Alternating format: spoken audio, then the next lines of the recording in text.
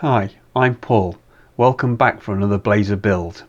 Today we build an accessible accordion component for Blazor, adhering to the ARIA authoring practices guidelines for the accordion pattern.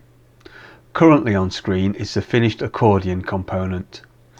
The component that we will build implements two-way binding to set which panels are expanded, but as we will also shadow the parameter used for this, we will be able to use the component without binding to any variables.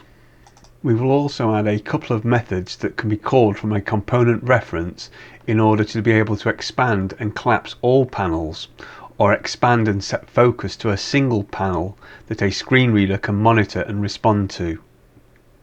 The component parameters will allow for which heading level to use, the heading text, an optional icon, an option to specify how many accordion items can be expanded at a time, single or multiple, and whether or not the accordion panels should be marked as an ARIA region. The default for this will be true. In this build we will not add parameters for the styling aspects of the component, but these can be added as shown in my other videos.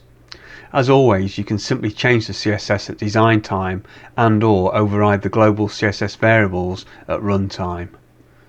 Let me start my free screen reader NVDA that I use so we can listen to what it sees. Expanded all button. Collapse all button. Expand and focus second panel button. Keyboard support button expanded heading level 3. Collapsed. Build other component button collapsed heading level 3. Expanded. Keyboard support button collapsed heading level 3. ARIA authoring practices guide APG button collapsed heading level 3. Expanded. ARIA authoring practices guide APG region view the accordion pattern opens in new window link. Okay, let's begin. Like my other videos, I have used the Visual Studio Blazor Interactive Server application template and then added a separate Razor library project called blazorbuilds.components to the solution for our component. You do not need to use a separate project. I tend to do this in my videos so you can see how all of the pieces fit together if you go this route. It also provides you with the ability to create a NuGet library package from the separate project if you so wish. I have added a few items to the solution to get them out of the way. Let's run through these before we start work on our component. Currently on screen is the app.razor file from the server project. I have added a reference to the component from the server and added a link in the app.razor file to the CSS file that will get output by our component project. Looking at the component project, you can see that I have added my usual folders within the web root folder for the CSS file and the related project folders for the Sassy CSS files. If you have not used Sassy CSS before, a CSS preprocessor, I have created a short 4.5 minute video about setting this up in Visual Studio. The link to this video is in the video description below. Within the SCSS folder, I have added a partial file for our accordion component, which is currently empty. I added a partial file called root to hold global variables that we will make use of. As these are global CSS variables, you can change them at runtime as part of a theme if required. The SVG icon partial file just holds CSS classes for some SVG icons that I got free from the Iconify website. The main SCSS file just contains use directives in order to include the partial file content in the output. I have added my usual common folder that contains two subfolders, extensions and seeds. The extensions folder just contains a file for some utility extensions to make it easier for me to read and write if-then type statements, and the seeds folder that just has a file named global strings containing string constants used within the project. Now that we know what we have, we can begin by adding a folder for our component. Our component will need to be comprised of 3 components, the first being the accordion component. This component will be the parent and control the keyboard interactions. As this file will contain a little more code than I would normally include in just a Razor file, we will make use of a code behind file for our C# code. We need to change the class to a partial class. I am also just going to add a temporary public field to help us style the component, which in this case I think is best done first. Next we need a component for each accordion item managed by the parent. As there won't be much code needed for our accordion item, we will just make use of the Razor file for both the markup and our C# code. Let's open our accordion Razor file and add the expected markup that we can use for styling. Pretty much all of the markup eventually will be added in the accordion item file, but for now this gets us started. We will make use of that temporary field we added so we can toggle the accordion items panel from collapsed to expanded. I use the BEM block element modifier convention when naming CSS classes, and will quite happily write markup without the actual classes in place, or vice versa, as I find BEM helps me name things, which is often half the battle. I will not be going into any detail about BEM in this video, as I intend to make a separate shorter video regarding this topic. For this temporary markup, I am not going to add all of the attributes that we will eventually need, but it should be noted that the ARIA Authoring Practices Guidelines stipulates that the button should be the only content within a heading level tag. Let's add using statements to the server project's imports file and add our accordion component to the home page. We can do this by simply using drag and drop.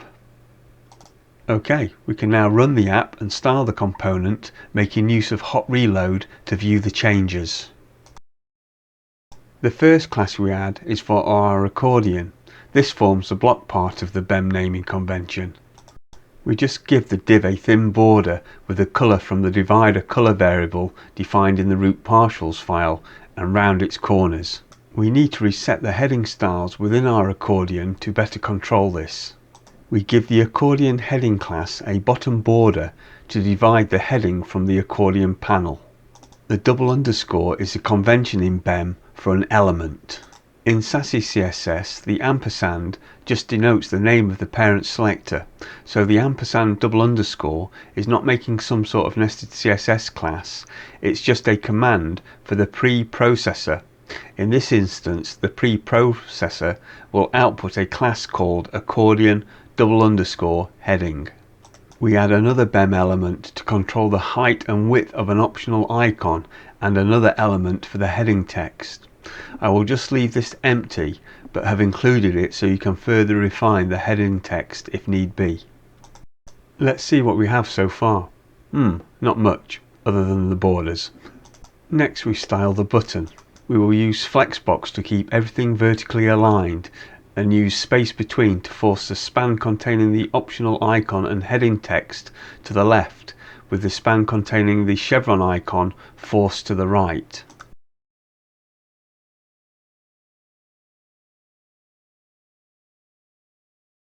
We add styles for the focus and hover states, altering the appearance of the button and the span that contains the chevron icon. We also make use of the ARIA expanded attribute to further alter the button styling when its value is set to true.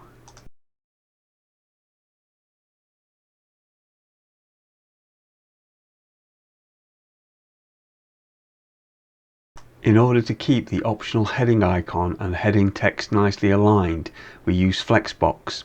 We do the same for the button icon and also set up a transition that will be used in the rotation of the icon.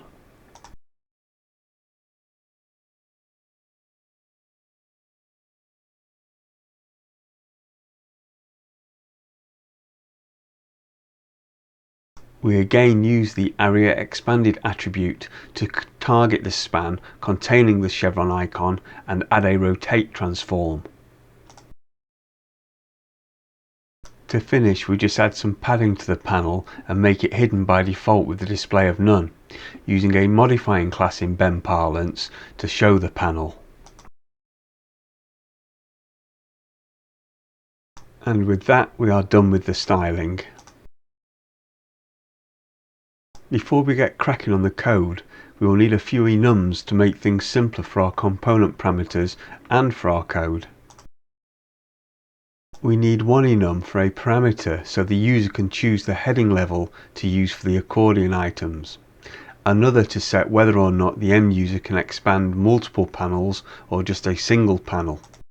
We add one enum to help assigning style classes to our markup and another to help with keyboard navigation using the up and down arrow keys. Let's tidy up and move on. We can add the cascading value component to our accordion markup that the accordion items will use to get a reference to their parent, along with a containing div for our accordion. We will add both the render fragment parameter placeholder for the accordion items and the onKeyDown event handler shortly. We can get rid of that temporary field that we added, add the appropriate using statements and start adding the component parameters. Rather than just use the default of child content for the render fragment, let's name it so you have to include opening and closing tags called accordion items. I chose to add the parameter for the accordion items heading size here so they all share the same value. You may prefer to have this set individually for each accordion item. If that is the case, just move this parameter to the accordion item. We add an expand mode parameter so the user can control whether or not to allow multiple panels to be expanded or just a single panel. Next we add a private list to hold the child accordion items that we will need access to for keyboard navigation. The private focus index variable is needed to keep track of which accordion item has the focus. We add a method that each accordion item can call during their initialization event so they can be added to the list. We also add a method so the accordion items can call to have themselves removed from the list. That's all we can do until we add some methods in the accordion item that the accordion can use. The first parameter we add is a cascading parameter to get the cascading value, which is how we get the reference to the parent accordion. Again, rather than just use the default of child content, let's name the render fragment so the user has to specifically include the tags named panel content. We add a parameter for the heading text, adding the editor required attribute to remind the user that this is a required parameter. The icon CSS class is the parameter to allow for an optional icon for the heading. The expanded parameter is what we will use for two-way binding. This will control whether or not the panel is expanded or collapsed if the parameter is bound. The markers ARIA region parameter allows the user to stipulate whether or not they want to designate the panel content as an ARIA region. We will give this a default value of true. Please note, if you're going to have lots of accordion items, then you may not want to have a region defined for every panel. The final event callback parameter is required for two-way binding and by convention uses the bound parameter name suffixed with changed. We had a private element reference property that we will populate using the @ref directive in our markup so we can have a means to set focus on the heading. The accordion item ID is just a unique identifier that we can use to find our control within the list. We add an isExpanded property that we can use to shadow the bound expanded parameter. We will use this internally so if the user doesn't use binding, the accordion will still work. In order for assistive technologies such as screen readers to know which accordion heading is associated to which panel content, we need some IDs for the various ARIA attributes, which we will cover shortly. In the onInitialized event, we call the parents addAccordionItems method via the reference we obtained from the cascading parameter value. We add a method that the parent can call to set focus on the accordion item's heading using our element reference to the button. We also need a method that the parent can call to have each item expanded or collapsed. Next, we raise our event in order for two-way binding to work when the expanded state changes. As the user could programmatically change the expanded parameter at any time, we forward any new parameter value from within the onParameterSetAsync event to our raise event method for it to check and respond accordingly. We add a method that we can call from our markup to get the appropriate CSS classes for the elements.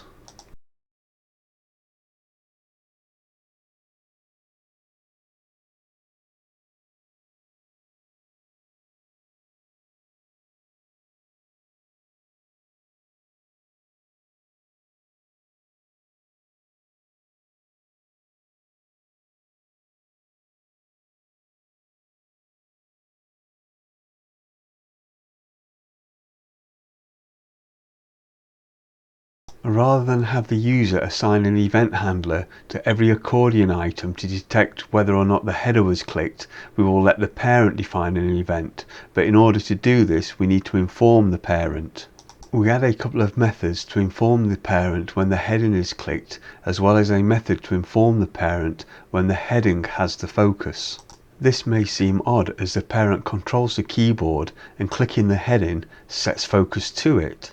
The reason for this is that the end user could tab onto the heading from inside a panel or from outside of the control, and when this happens we need to have the parent update its internal focus index variable. We do so as the user could then use the arrow or tab key to attempt to move to another heading, and without the focus index we would not know where to set the focus to. We will need to add these methods to the parent and then uncomment our code later. At this point you may be thinking calling methods on the parent and the parent calling methods on the child is tight coupling and therefore a bad design. You're right, we are tightly coupling the two components, but I have no problem with this, as the accordion is useless without its children and vice versa. By definition they are already tightly coupled. I saw no reason to introduce additional complexities with interfaces and events to try and negate this coupling.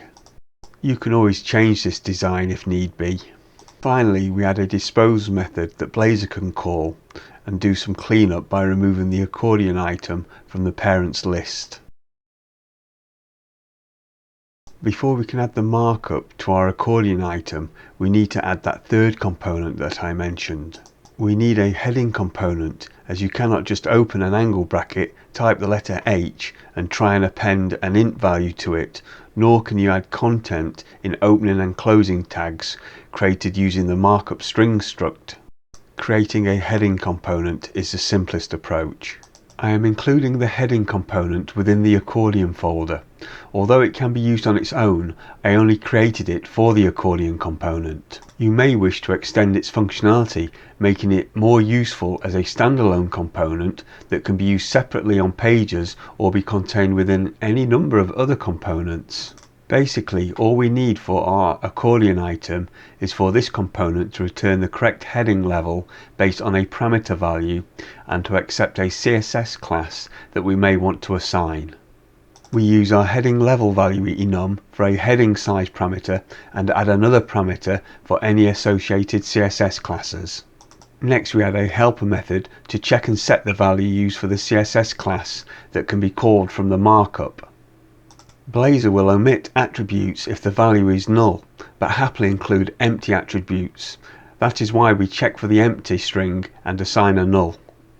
Now we have the code in place, we can use a switch case statement to return the correct heading markup based on the heading size parameter.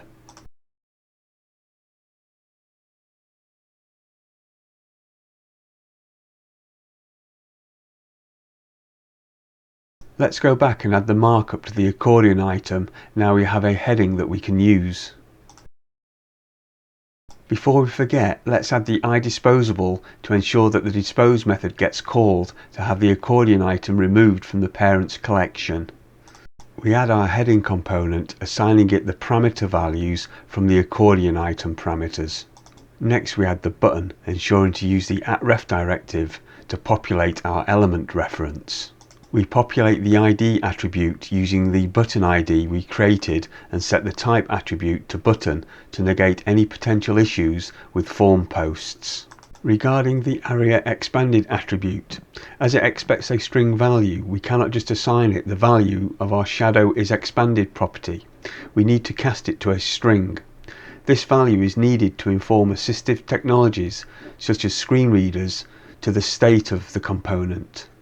We assign the panel ID value to the ARIA controls attribute so screen readers can associate the button to the panel that it controls. As the button's content has multiple elements with content, we use the ARIA label attribute to inform screen readers that they should use the value assigned to the ARIA label and not the button's contents. We wire up the onClick event to our raise_heading_click method and have the onFocusIn event handled by our handleHeaderFocus method. We only add the span for the heading icon if there is a value. adding other spans for the heading text and the chevron icon. We then add a div for our Accordion items panel content, assigning the ID attribute the value of the panel ID property, completing the link between the button and the panel. We inform Assistive Technologies that this panel's label value is the value used for the button, and assign a role attribute value of region if the marker's ARIA region parameter was set to true. Finally, we add the render fragment placeholder for the panel content, and other than uncommenting the calls to the parent component, we are done with the Accordion item.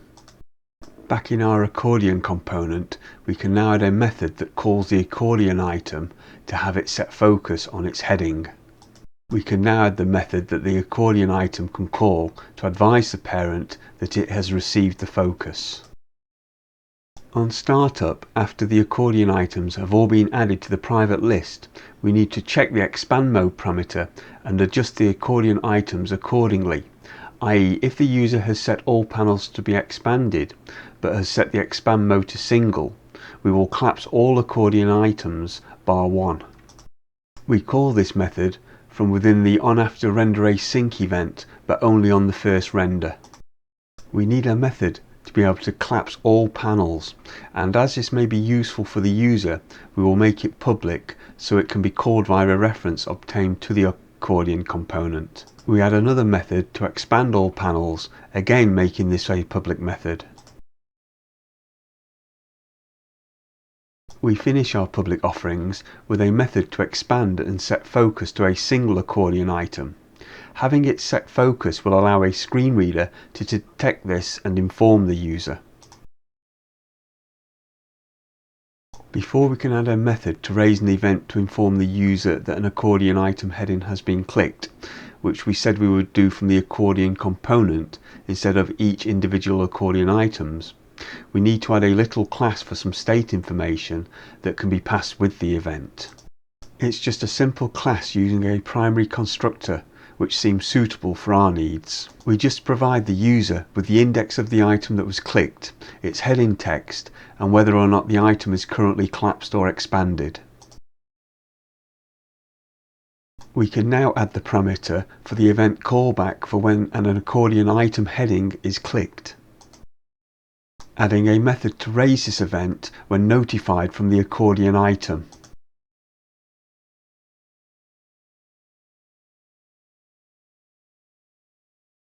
Next, we add the method that the Accordion item can use to notify us that its heading has been clicked, but before raising the event, we check and set the expanded state of the Accordion items.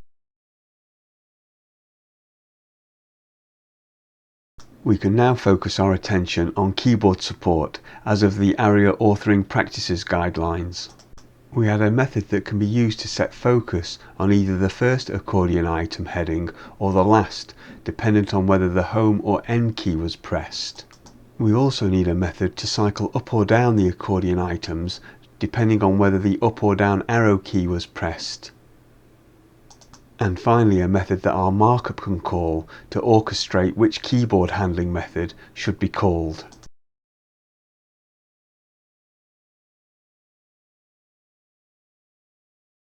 Now we have all the methods in place, we can go and uncomment that code in our Accordion item component.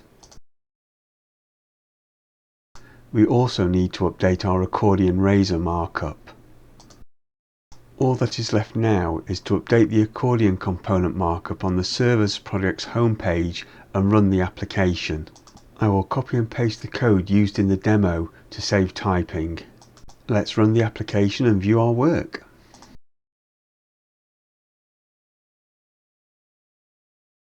Everything appears to be working as expected.